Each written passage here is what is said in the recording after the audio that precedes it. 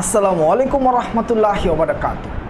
আল্লাহর শান্তি, দয়া এবং রহমত আপনাদের সকলের উপর বর্ষিত হোক।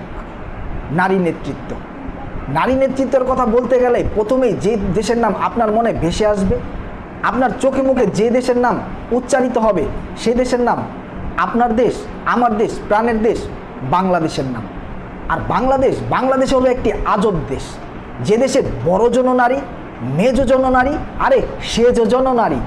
বড়জন নারী বলতে আমি সদ্য সাবেক প্রধানমন্ত্রী শেখ হাসিনার কথা বলছি, আর মেজজন বলতে আমি সাবেক প্রধানমন্ত্রী বিএনপি চেয়ারপারসন খালেদা জিয়ার কথা বলছি। আর সেজজন নারী বলতে আমি বলছি এরশাদ আঙ্কেলের স্ত্রী রওশন এরশাদের কথা।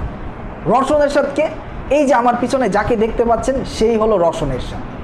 এবার চলুন আলোচনা করা যাক আল্লাহ রাসূল মুহাম্মদ সাল্লাল্লাহু আলাইহি ওয়াসাল্লাম নারী নেতৃত্ব নিয়ে কি বলেছেন।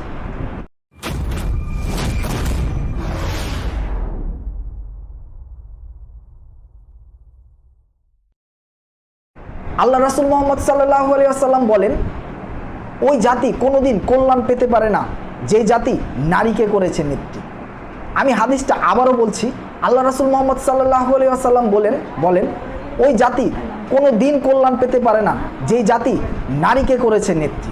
এই হাদিস থেকেই সুস্পষ্ট বোঝা যাচ্ছে নারী নেতৃত্ব হলো হারাম। আপনারা যদি কোরআন হাদিস থেকে খেয়াল করেন, পৃথিবীতে যত নবী রাসূল এসেছে, কোনো নবী রাসূলই কিন্তু নারী ছিল না। পৃথিবীর সকল নবী রাসূলই কিন্তু পুরুষ ছিল। এতেই বোঝা যায় সমাজের নেতৃত্ব দিবে পুরুষ, জাতির নেতৃত্ব দিবে পুরুষ, দেশের নেতৃত্ব দেবে পুরুষ। আপনি যদি আল্লাহ রাসূল সাল্লাল্লাহু আলাইহি সাল্লামের যুগের কথা খেয়াল করেন, সেখানে কিন্তু সব গোত্রের, সব জাতির নেতৃত্বেই কিন্তু পুরুষেরা ছিল।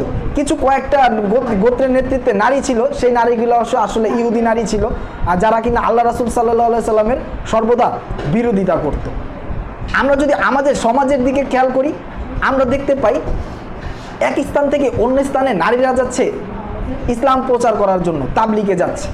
কিন্তু আল্লাহ রাসূল সাল্লাল্লাহু আলাইহি সাল্লামের 11 জন বিবি ছিল, তারা কি কখনো এক স্থান থেকে অন্য স্থানে ইসলাম প্রচার করার জন্য গেছে? তারা কিন্তু যায়নি। কারা গিয়েছে? আল্লাহ রাসূল সাল্লাল্লাহু আলাইহি সাল্লামের সাহাবীরা গেছে।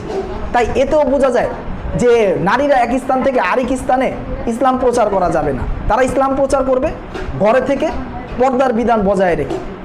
আমরা আরও আমাদের সমাজে দেখতে পাই, অনেক সমাজেই পুরুষের কোনো দামই থাকে না।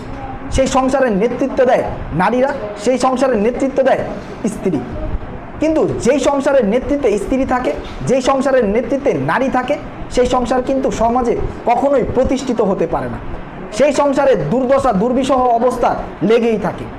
একটা নারী যতই জ্ঞানী হোক, যত কিছুই হোক, তার মাথায় যতটা জ্ঞান আছে তার চেয়ে ডাবল জ্ঞান কিন্তু নেতৃত্ব দেওয়ার গুণাবলী তার স্বামীর মাথায় আল্লাহ দিয়ে দিয়েছেন। কিন্তু সেই নারী, সেই স্ত্রী কিন্তু কোনোভাবেই তার স্বামীকে মেনে নিতে চায় না। সেই মনে করে যে আমার সন্তান হয়েছে, আমার সন্তানকে আমি আমার মতো করে বড় করব, আমার স্টাইলে করে বড় করব। সে যদি পুরুষ বা ছেলে সন্তান হয়ে থাকে, একসময় সেটা মাদকাসক্ত হয়ে যায়, পড়ালেখা থেকে দূরে থাকে এবং মার আঁচলের নিচে থাকতে থাকতে, মাকে শ্রদ্ধা সম্মান করতে করতে বাবাকে যেন সম্মান দিতে হবে সেটা ভুলেই যায়।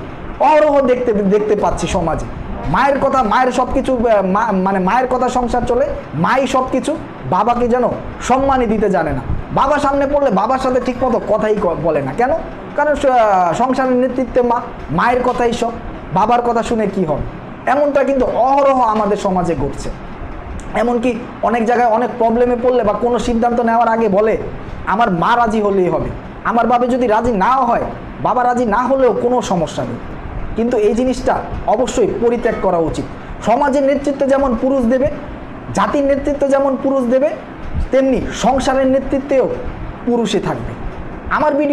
আজকের ভিডিও এই পর্যন্তই। আল্লাহ যদি আমাকে হায়াতে বাঁচিয়ে রাখে, ইনশাল্লাহ পরবর্তী ভিডিওতে আবারও দেখা হবে, কথা হবে। আর আল্লাহ যদি মাফ করে দেয়, ইনশাল্লাহ জান্নাতে দেখা হবে। আসসালামু আলাইকুম ওয়া রাহমাতুল্লাহি ওয়া বারাকাতুহু।